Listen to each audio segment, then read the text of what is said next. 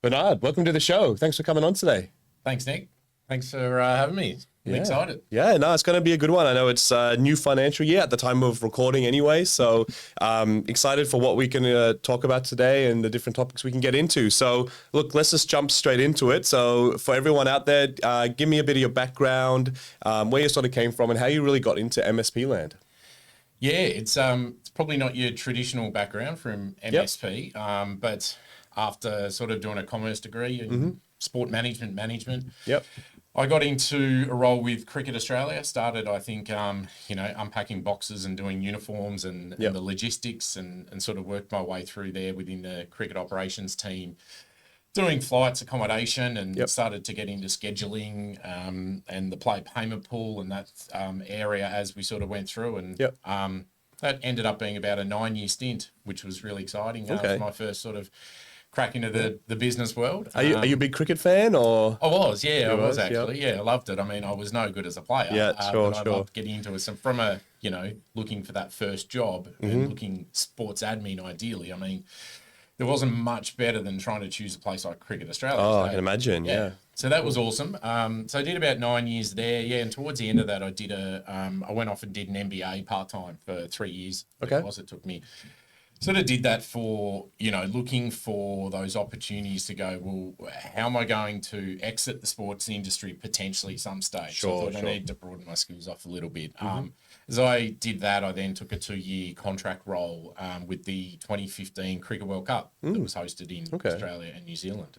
So sort of headed up the cricket operations area that managed all the venues on the Australian side. And that was really good because it sort of gave me a really good idea from the commercial lens about how big tournaments were worldwide, where all the money came from, how you had to look at the return on investment and that. So that was exciting. So finished that up. So that was about 11 years in cricket all up, which I thought it was longer than I originally anticipated. And then suddenly went to help my brother out, who was running an MSP at the time. So that was your road into MSP land for your brother. I'd taken about sort of a few months off and played golf. Got back to seeing the kids a bit after a lot of travel for that World Cup. Well, that sounds like the dream, cricket and golf. It was for a while, and then I sort of had to get back and look at making a living. So I sort of helped out. Nick was running this MSP and needed to sort of help scale, do a bit of business planning. And that was PowerNet, was it? No, that was back at Evolve IT. So it was a few years before that. Was just trying to then just help him through with a bit of business planning. And then his GM at the time had moved overseas. So sort of helped him in that role for a while. And then it was the time to say, all right, I'm looking at this merge with PowerNet. Cool. Can we work through that one? So sort of kept, moving through the process from there. Yeah, cool. So Evolve IT into PowerNet, and now you're with Virtual IT Group right now. Yeah, so PowerNet was a few years that we merged at that point, which was exciting. It sort of took us to probably about 100 staff at that point. And then I'd say it was a few years into there that at that point in time the owners didn't really have any interest in doing anything, but the VITG guys are very good at convincing some founders to say, hey, we could do something special here. So they've been knocking on the door with those guys for a little while. And then it sort of happened in, it's about 18 months ago now, December 2022. Yeah, cool. So whole lot to unpack there. So I want to talk a bit more, I guess, at the start of your entry into MSP land, working with your brother, working in Evolve IT, going into PowerNet. What were the sort of biggest challenges that you faced back at that point? I mean, I guess there would have been a whole lot for you to learn to begin with, just coming into that sort of MSP world pretty fresh, coming from that operations background with Cricket Australia. What were some of the biggest hurdles you had to overcome in those early days? Yeah, it is. It is a bit to get used to it. The danger is probably trying to get too much into the technical side and try and work these things out when these guys have been doing this for a long time. I guess it's just trying to integrate the business as much as you can and just have a look at, the different areas of it, whether it's the reactive, proactive side of the tech guys, the sales guys, the project, and having a look at it and trying to make sure that they integrate properly. Sure. There's elements that techs don't generally, they're not as outgoing as sort of, your typical sales or sporting organisations. So Yep. Lots of personalities there you got to bring together, right? Yeah, In any business, yeah. For sure. And then it's just trying to help them analyse or look at all of the different tools and systems and everything. I think, every business loves to play with new tools and systems, especially ones that are all SaaS based. It's not easy to sign up for something. But techs in general, like, you got lots of different tools, and it's a bit of a case of, this one's better than that one. But a lot of the time it's about how they integrate the best. And then obviously the end goal in terms of how it comes out from a customer point of view and the communication and looking like you've got a seamless sort of transaction there. So trying to learn enough, but not too much. That makes sense. Yeah. Leave the technical work for the guys who are super technical and know everything back to front, right? Yeah, cool. So tell me a bit about how Evolve came in with PowerNet. Was that PowerNet coming in to acquire Evolve, or was it a merger? How did that come together? It was a merger. PowerNet had been going for similar times to Evolve IT, so they're both like at that stage in their 28 sort of years of setting that up. And it's the stage of just trying to get some good, very similar businesses culture-wise. PowerNet had expanded into Sydney. Volvo IT had done that a little bit. So it was a little bit of bringing them together. It got them from being, I think it was about 60 staff PowerNet and about 20 on the Evolve IT, getting to that 80 and then being able to grow and just giving a little bit more leverage. It meant that, talent was always hard. It always is. It was especially hard probably back then. So bringing them together and having, a really good pool of techs as we sort of really were driving through that sort of cloud transformation stage. So it was a merger and it was really exciting. Got a lot of people together. I can imagine. So that happened the late 2010s, was it? That would have been around 2018, I think. 2018, yep. And then a few years later, COVID hit. How did that sort of, I think I took over the CEO role of PowerNet. It was just before COVID hit. So perfect timing, just like everything. It was like the former CEO who went on to do his own sort of his own consultancy stuff. It was like he knew. Yeah, he knew it was coming. And just said, right, I'm out. I'll live with some bloke who was just coming into it. So that was a big challenge. So within a few months, we had to, like everybody, pivot, as I said, to basically try and work out how we're going to get through this. And I guess the biggest challenge of what it was about trying to do what was best for the clients. It was about best for our staff. And naturally, in my role, it's also about what's best for the shareholders as well, and trying to keep that business going. So it was definitely a real learning experience. So your time with PowerNet when you became the CEO for the first time, what was your largest mandate at that point? I mean, you're kind of working in a merged business sort of environment. You're new to the CEO role. What were the sort of most important things at the top of your mind going into that role? It's always, I think, whenever you go through any type of merger or acquisition, it's about trying to integrate those businesses as much as you can. Number one is if you're truly going to have a proper integrated business and leverage all of those synergies and benefits of a wider pool of staff, greater reach in terms of your client base across geographies. It's about integrating those businesses. So it's about grabbing the different systems at the back ends and trying to get the technical guys to put plans in place to merge them. Using different back-end systems like PSAs that the MSPs use. That'll talk to each other, and sometimes these have had 10, 20 years of data. Oh, the legacy tech stacks, I know, is what kills a lot of people. So correct. So trying to sort of take a step back and look at the businesses and go, okay, where are their overlaps? Where is it the one side does something really well? And where is it that the other side could probably learn from and we can integrate them properly? So he's stepping back and looking at the pros and cons from both. It doesn't mean always that the bigger entity in terms of staff numbers or revenue does it any better than the smaller one. Sure, that's true. You can actually argue that the smaller one sometimes does some things really well. Like they've got very tight controls, processes, policies. Probably then trying to grab them and scale that over a larger business then becomes the complex part of it. So that's probably the main part, to make sure that you're going to do it properly and that it's sustainable. Cool. And then into virtual IT group now. So that's another sort of M&A process where another business came in, but then you also transitioned into the CEO role, correct? So Yes.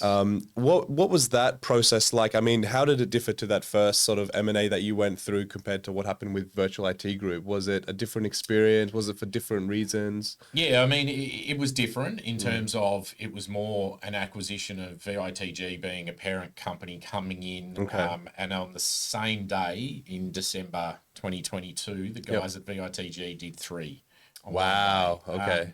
So there was PowerNet that had a Melbourne, Sydney presence, predominantly Melbourne. There was Greenlight IT that had Melbourne and Sydney, offices in both. And then there was Evo Logic, who are based in Geelong, so regional Vic.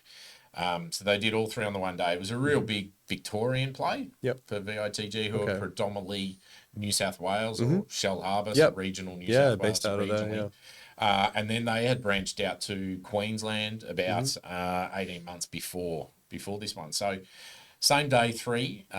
That was a big amount of work for them. I can imagine. But I guess it was, trying to then bring the New South Wales Vic. It was a real big expansion from that point of view. So it was big. Yeah. And especially, I would imagine the size of the team that would have been brought together then, right? The base in New South Wales, Queensland, the big base in Victoria that all came together. What kind of scale were we looking at there in terms of number of staff? It pretty much doubled, I think, offices, client base, staff numbers, revenue, everything doubled in one day. And well, I mean, you could even say that it quadrupled in terms of number of PSAs and systems and more than that out there. So from that perspective, from day one, it was a big business. And it was challenging. So we had to make sure, at least from the Victorian perspective, that we started to get across the founders, the key leadership teams there, to start saying, what's it going to look like from day one? And then what's it going to potentially look like moving forward? So I sort of from day one stepped into a role of managing or heading up the Victorian side. Gotcha. So there was the PowerNet and add in the other couple of brands, and starting to see what the structure might look like. Obviously, you don't change things day one because you don't want a massive impact on the client base. On the staff as well, Staff as well, So you're starting to sort of set the expectations of going, well, at the very start, we continue on and we don't try and rock the boat too much. And then as we start to, unpick things and plan it out, you might start to get the service teams of each area to start reporting through to the head of services from the group, just so that you can start gradually trying to follow similar processes, track the metrics the same, and that you can start to see where your positive, negative sort of areas where you need to work on are. So we did that, and then at the same time started to plan out what it might look like in 6 months, 12 months when we start to bring the integrated companies together. Which is still a process that's sort of ongoing. I was going to say, because I understand some of these brands are still operating as businesses by themselves underneath a VITG brand. How does the dynamic there work from a sales and marketing perspective? Do you still have separate teams servicing different brands and they all sort of roll up and report into the parent company? Is that right? Yeah, so like I sort of mentioned with the services area, we brought them in from day one just to make sure that we were starting to plan out and do things consistently. We did the same with the sales and the marketing teams. So we had them coming in under our chief customer officer and started to just do things similar. There are different areas, and the group have learned from it over time. Where you are born and bred out of a regional area, whether it's New South Wales or Vic, there's different elements to the regional areas. I think a couple of years before the 2022 round, where they brought in a couple of other brands of IT on Cloud in sort of Western Sydney, Infotech in Brisbane, and they had brought those brands underneath VITG. So we had started looking at the strong presence in Geelong, Evo Logic. We didn't want to change anything too quickly there. But I think in the end, the brand yes, it's important, but I think it's the obviously the service behind it, the systems and the people that matter most. So over time, we are starting to consolidate down into one brand because, as you said before, one message, one system, one piece of everything just becomes a lot easier. It's complex in everything you do. Not, let alone even just the dollars that you can replicate from a marketing, SEO, all of those things. The strategy is going to be down to one brand to ultimately have the best service we can. But then as we bring those, new products to market and services, it just lessens that complexity. Yeah. And from a staff perspective, it would have been a lot of change, especially when so many businesses are being merged together at the same time. What were sort of the key challenges you faced there, and how did you typically overcome them to make sure that your staff were happy, knew which direction the business was going on, and sort of all came together? Yeah, it's definitely always, people's the hardest thing all the time, let alone when you do go through M&A. Exactly right. And we'd sort of learn a lot from going through COVID, a different experience, but how people react. And I guess the biggest thing since COVID then and doing what we're doing now is that everybody is sort of in satellite offices. When we stayed, we doubled offices and we went to 10 offices or so. We've really got 250 offices for 250 staff. I'm sure you guys have seen it, and part of everything going to cloud has enabled us to do that. But bringing them together and trying to keep the cultures is obviously tough. Yes. Especially, I think, if you're looking at like offices in regional Vic versus regional New South Wales, the culture is inevitably going to be a bit different. Even though I think when you're looking at M&A, you want to make sure there is a cultural alignment, you're still going to find the different sort of versions and different staff, different personalities. Yeah, it must be tough. I can only imagine. For sure. And you the reality is you've had founders of these businesses running them for nearly 30 years. The way they do things, the way they are either very open about results or plans, what they might do, or they could be closed off, can affect that culture. And as you bring them all together, you do your best to be open and share and bring the cultures together. In the end, there's just so much work going on that you do your very best. And I think the way I work most of the time is trying to be as open and honest as possible to say, we don't know what we're doing here, whether it's from a brand or offices or things like that, is to say, actually, it's on the list. We're working through it. We don't know yet, but it's part of it. So recently, as I've said, we're working through that brand. We've also been doing a big values piece at the moment because VITG had some values and they had also brought those businesses in. We then brought the extra 3 companies in who were very aligned and had their values and they lived and breathed those values all the time, whether it was giving employee recognition out, giving points out or shout outs, whatever it is, to values. It suddenly you ended up with effectively 4 businesses with 20 to 25 different values. And some of them might cross over here and there, but they're still different businesses coming together, right? So it's part of trying to bring everyone together and feel like we're truly one company. We've redone that, and we're at the final stages right now where we've done about 80% of the work. It's out there with the group to sort of fine-tune, give some feedback to buy into. And that's one of the last steps for us, along with the brand, to have that truly integrated company. And we're doing it right now because we want to be able to obviously continue to grow. And this will be that sort of baseline, I guess, to roll further. That's it.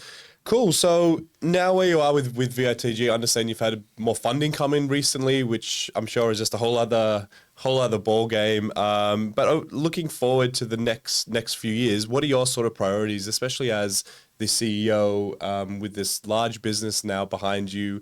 What's the next thing happening with VITG? Yeah, there's going to be lots happening. As you said, there's the last 12 months, we've been really working on what our investment strategy looks like and how we go about growth. I think, we're well aware that there's a huge opportunity out there in the market, really around that small to medium businesses. So we have been spending the last sort of 6 months very heavily investing in building or getting our back house in order. So consolidating our PSA. We went through to the point before about bringing people and culture in. We've consolidated our whole HR tool at the back end as well. So bringing that together. So once we get our PSAs together, our sales and marketing tools together, and we're all working off one platform, that'll allow us to then also work on that strategy of growth. So we're going to have, obviously with some investment in, we're going to have the opportunity to really plan out the next, 1 to 3 years of organic, inorganic growth. And it's going to be sitting down with partners like Access 4 and others to say, okay, what's the white space analysis out there with our clients?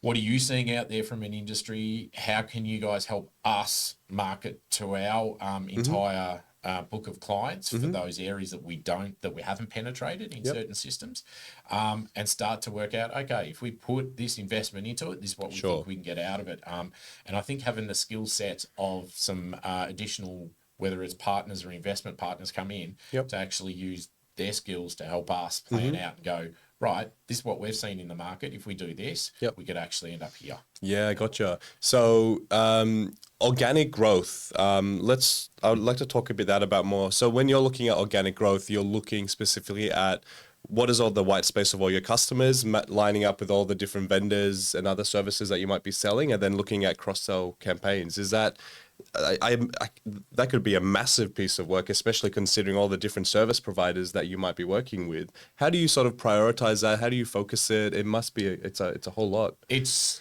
huge when you think about it, but it also excites you because there's so much opportunity there to actually go out and plan properly. So there's your existing client base of, let's say we've got 1,200 clients. It's looking at the major different streams, whether it is the, unified comms or managed security, just general managed services, and looking at what areas have we already penetrated and what's that market opportunity outside of that.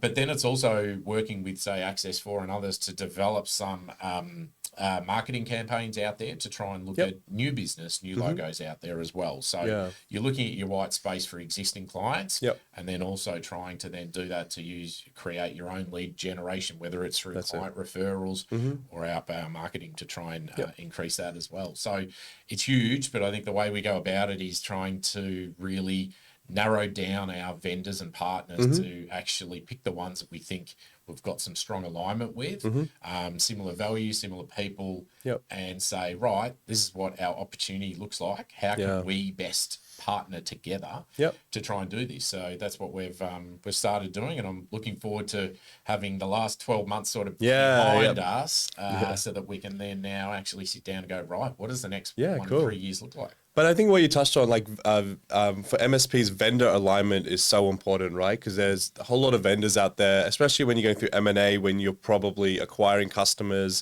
who are working with all sorts of different vendors and then bringing it all together.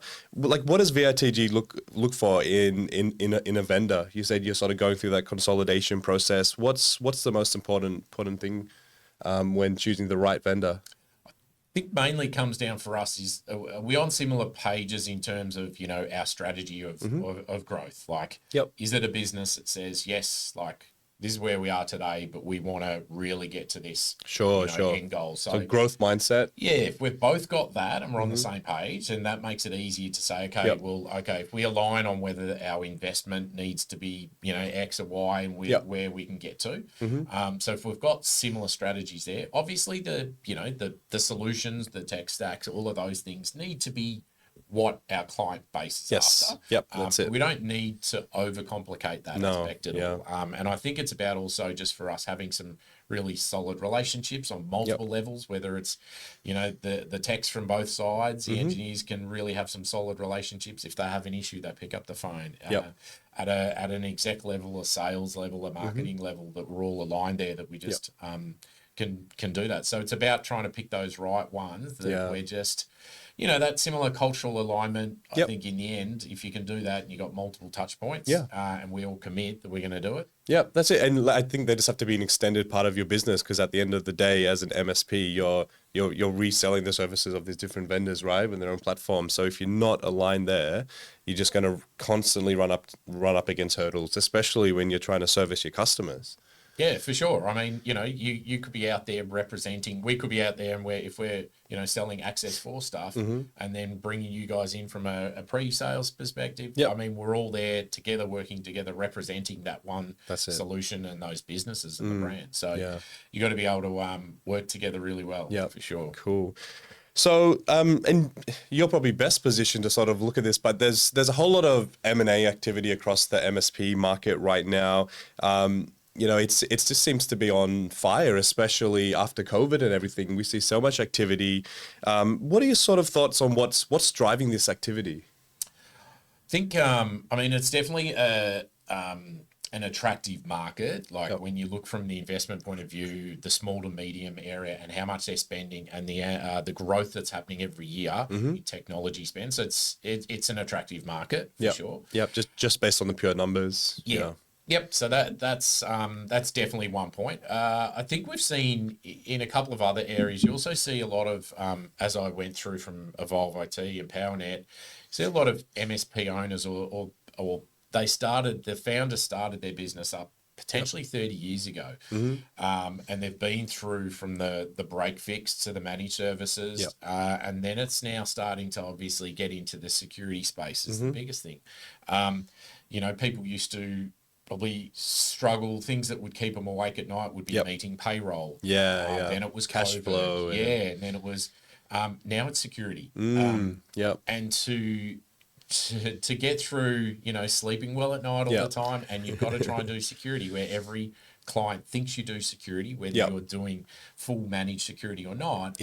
I think we're seeing a bit of a stress on some people, and they're just thinking, actually, I think I'm coming to the end a little bit. So you're seeing a lot of those businesses that are doing it, and some that have tried and are struggling to scale that security area well enough. It requires a lot of investment. You got some really high skilled labor that you need there. So I think we're just seeing some say, I've had a good journey, moving on, and that a combination with the attractiveness coming and saying there's some good opportunity here for you to sort of cash out in a way or take an investment in a bigger opportunity. Yeah, all right, that makes sense. And security just seems it's just the thing on the front of mind for so many MSP businesses now, to the extent I'm seeing more managed security service providers more so than just MSPs that are actually branding themselves in that security space. What do you think's driving that? I mean, I think COVID probably sped up the cloud transition for a lot of types of businesses, and now that everyone's on the cloud, is security just the next thing coming down the pipeline, just because people feel a bit, they don't have the big box in the corner of the office right now where all the files are saved. It's somewhere else in the cloud. Do you think that's what's driving the security piece, or? I think it definitely started. I mean, after COVID, that was the biggest change that was required for a lot of businesses who were hesitant to move from on-prem to cloud. The take up of migrations as soon as cloud hit and everyone had to move home, they suddenly went, hey, can you deliver this within the next week? So that some businesses went probably 5 years ahead of what they normally would, and they fast tracked it. Spend after that was probably a bit hard and a bit tight. And then I think we've seen then the opportunity where, businesses have either been heavily impacted by security breaches. It only takes one for your customers to start leaving you, right? Unfortunately, that's just the way it is. And it used to be a case of clients would be happy to be, or not happy, but they would say, well, it hasn't happened to me, so I'm not going to invest in that. That's now gone. There's obviously people know. There's all the government obligations now as well. And all that's of the it. changes there that have made businesses go ahead and do that. But I don't think it's a case of anyone thinking, well, it hasn't happened to me anymore. It's now, well, I don't want to be that business leader who hasn't invested in that. That's it. That he's gonna have to be the one asking questions or answering questions as to why we didn't invest. And I don't want my brand in the news as well, right? That's especially for some of the larger businesses, right? Not at all, and it's not even massive businesses that have huge brands Yep. now we see. I mean, social media means that it can come out at any stage. That's it. You could be a small organization around the corner, but you've impacted a lot of clients. You could be one piece of the supply chain that has affected it. You might not have been known prior to that. And it's not just that reputational damage or risk. It's just purely how long are you down for operation. You're down for a week, 2 weeks, which is absolute minimum of what's going to happen. That can cripple your entire business. Yeah. I mean, it's customers leaving, it's cash flow lost, it's everything, right? Yeah. Yeah, cool. So coming back to the M&A side of things as well, I mean, as you said, there's a lot of activity, there's a lot of things happening. If for any other MSPs out there who might be listening and thinking about, okay, how do I take advantage of M&A? How do I maybe grow a bit more inorganically? Or, you know, for those guys who'll be running their business for 30, 40, 50 years and want an out, what are the sort of key pitfalls? What are the key considerations that, you know, these businesses need to be thinking about to make sure they can successfully pull it off? Yeah, I think ideally if you've got time, that's the best scenario. So, you know, at least 12 months, you're going to be thinking about this. Sure. And starting to start well in advance. Yeah, start making your, it's not just making your business attractive. It's also about just knowing your business inside out. I think know your numbers. They'll say, oh, I know my business. Yep. It's about knowing your revenue profile really well. How much of your revenue is recurring. If you can increase that recurring number to at least 60, 70%. Okay. And have that rolling over so there's certainty in that revenue really helps. And not so much on the, you know, one-off procurement side. Break fix, yeah. Yep. So it's knowing that. It's, I guess, even just having your books as clean as possible. And, you know, that might just mean starting to wean out any personal expenses or things that are in there over time. Things that are going to make the due diligence process as easy as possible. There's also within revenue, you want to make sure you don't have all your revenue tied up in just a handful of clients as well. That can make it risky. So it's going through that just over time, and that might mean that you forced to either really look at organic growth and brings a lot of other clients in, or you might try and work out how that 1 or 2 big clients are not as important to you. So and that can take a while. So yeah, it's going through and just spending as much time as possible in doing that, and preparing yourself for that time that, you know, people start sort of knocking on your door, and they are. Yeah, that's it. And I think that's such an understated thing. Just having the pure time just to focus and have the right mindset, and then start getting into your numbers, understanding your business more than ever before, because I know the due diligence process will rip your business apart, right? So you need to make sure you know everything, because as soon as you start talking about M&A, whichever other business or organization you're working with, they're going to know everything about your business. Yeah.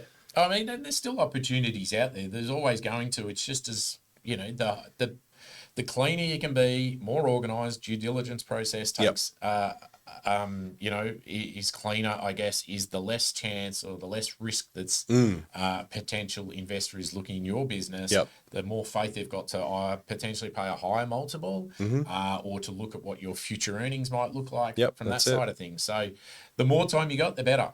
It's not to say that, you know, some people have no choice. Sometimes whether it's a health issue or something else says, hey, actually, I've got to go now. I've got to do this. That's a good point. And it's like everything. I think it's don't wait until that trigger that you need to do it. If you've got the time, start now.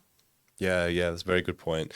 All right. Well, thinking about where everything's heading, especially in the MSP industry in the next 5 to 10 years, you know, maybe in terms of M&A or not, but what are you sort of seeing as the key sort of drivers of change in the MSP industry coming up?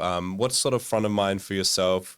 Where do you think things might be evolving? And how should MSPs adapt?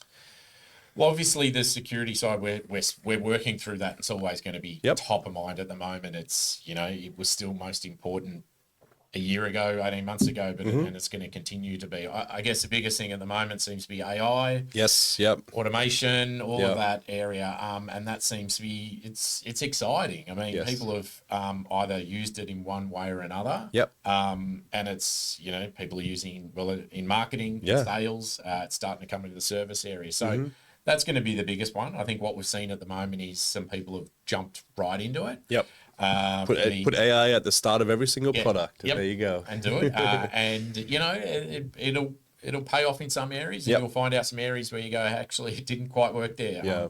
And then that links back to security. We're seeing everybody at the moment is you jump in, you got to make sure that your security is foolproof from that point of view. So if you're starting to share a whole heap of, if you're a business and you're just going to turn that on and you've got a whole heap of files out there, you better make sure the access is fine. So from a non-technology, if I just put myself in that shoes from the CEO, I'd be a bit hesitant at the start to just turn something on and just let it go. For sure. I want to know that the back end is set up securely. So then we do that, we can leverage it, but we can minimize anything. So I think the AI is definitely really exciting. Even just some, you know, you might call it basic now automation. All of that repeatable process stuff is really becoming important.